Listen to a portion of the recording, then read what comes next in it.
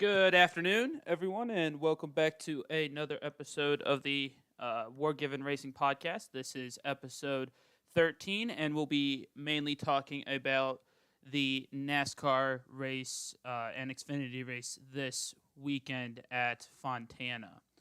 So, to kick it off, Fontana is a 2-mile D-shaped oval, a almost identical copy of the Michigan International Speedway in on the East Coast, and this facility was built in the late '90s. Opened with one NASCAR Cup Series date, which then turned into two for parts of the 2000s, as well as running a IndyCar race as part of their Triple Crown for several years up until the late 2010s when IndyCar stopped going there. And this is the first race at the facility in 2 years due to the COVID-19 pandemic. Last year's race was canceled due to an increase in cases in California, and the previous year was raced because it was before COVID lockdown really started in the United States. But anywho, that's besides the point. Let's get right into today's subjects. So the first thing is the Xfinity race. They just completed their qualifying. They had 41 cars entered into today's race. No new cars that didn't attempt to qualify from last week, but a few cars didn't make the trip out west, mostly the smaller teams.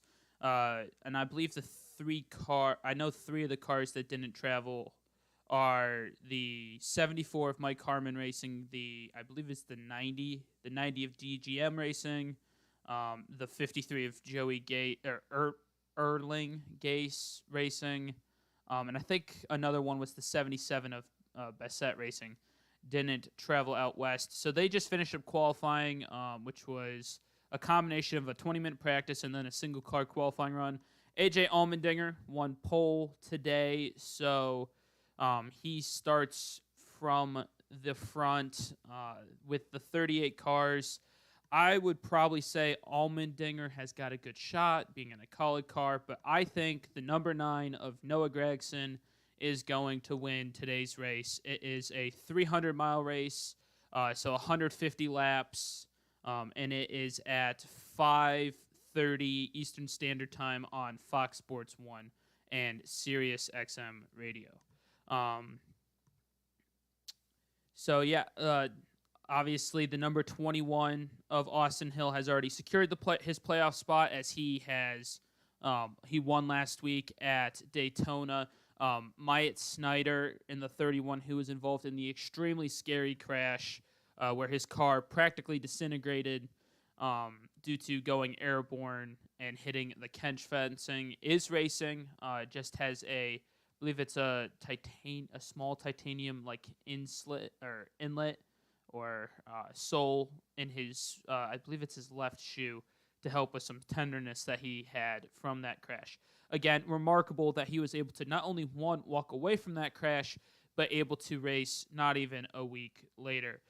Moving on to the main topic of today, though, the NASCAR Cup race. As you can see from Bob Pockrass and his fantastic reporting with the entry list and the qualifying, NASCAR qualifying and practice actually starts in 7 minutes on Fox Sports 1. Again, practice is about 15 minutes before, and then qualifying will follow. NASCAR will do two groups, and then the top 5 from each group will have a 1-lap top 10 shootout for the pole.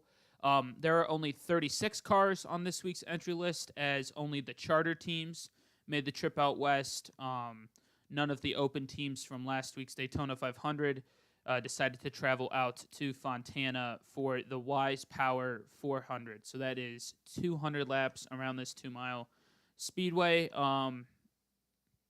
My prediction to get pole today. Well, I definitely think Tyler Reddick is going to make it out of the top, out of his group, but I don't think he'll have the pace for pole. I think pole today is going to go to Martin Truex Jr. I think he's going to bounce back after getting involved in one of the wrecks last week. Other drivers with bounce back weeks, I think Larson's going to have a strong week. Tyler Reddick, as I mentioned earlier, as Auto Club is one of these tracks that the tire wear is extremely high. So it's all going to be about that long run speed with the ability to run your line effectively, not use up your tires, not going up and down the track. The main lines at Auto Club are the very bottom of the track and then up against the wall. Reddick's extremely good at running that high line, so I expect to see him do extremely well. So pole, like I said, Martin Truex Jr., and then going into tomorrow's race, which starts around 3 o'clock. I believe green flag is at 3:17. And this is on Main Fox. I believe the winner of tomorrow's race. I think it's going to be Joey Logano. And again, that hurts for me to say, as I'm not a huge Logano fan. I think Logano is going to be able to hold on and surprise people winning today's or tomorrow's race. I think some notable top 10 finishers will be William Byron, who will bounce back after last week's hard hit. Again, Kyle Larson, I think, and Denny Hamlin. I think those four are going to be fighting a lot for the win. Hi there, Gianni.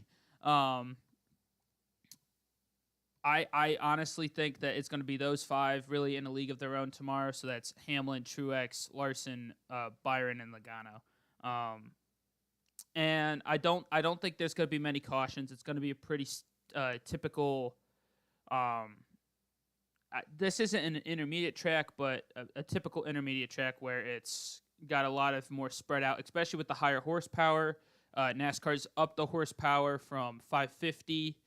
Which they would have ran if this was last year, to 670, plus the new cars, which are heavier, so they're going to be harder to control, plus the wide banking, or the wide track, the low banking. I think we're going to see a lot of green flag racing, and I think this week's really going to be the test for this new car. This is that first big test. It's not a super speedway. It's just a normal speedway. How does it perform? Does it handle okay? Are the mechanical issues still there? I don't think we're going to see any wheels decide to take vacations this week, fortunately.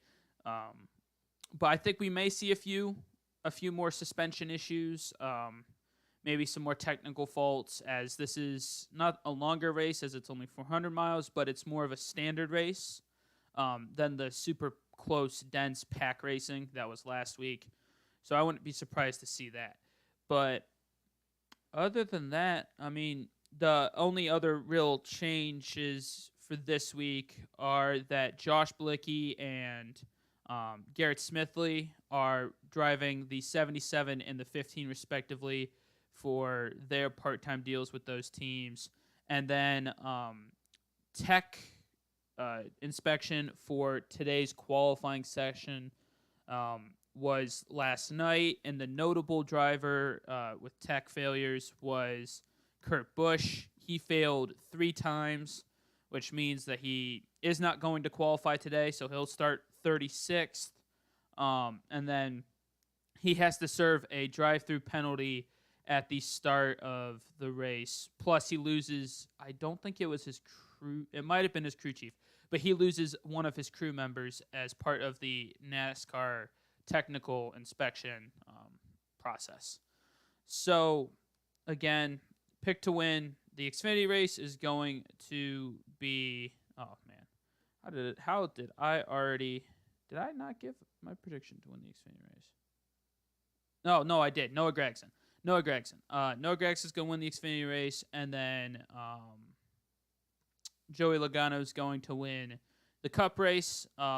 One last thing here before we wrap up this, quick little preview for this weekend. I'm hoping to have these videos come out and be maybe about 15 minutes like this for a specific series. So if there's F1 and IndyCar And IMSA, it'd be maybe about an hour-long episode with about 15 minutes each dedicated to each of the sports. But since this is NASCAR only, and I did my IndyCar predictions on Wednesday when I did the season preview, this is going to be nice, short, and sweet.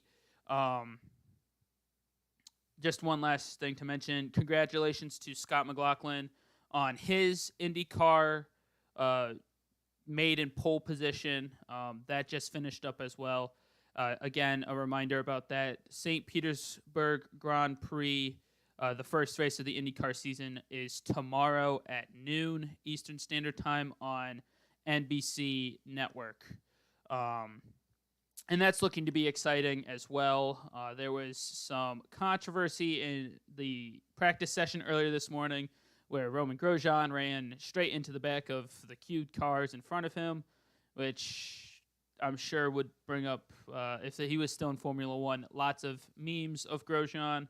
And then for qualifying, the big surprises were Alexander Rossi was knocked out in Q1.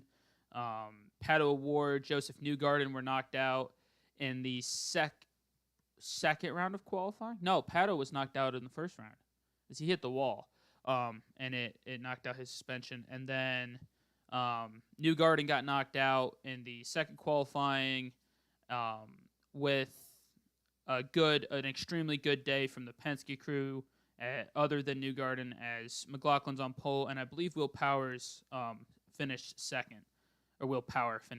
So that is just a little recap of IndyCar qualifying that just finished up. And again, that race is at noon tomorrow Eastern Standard. The Xfinity race tonight is at 5:30 Eastern Standard.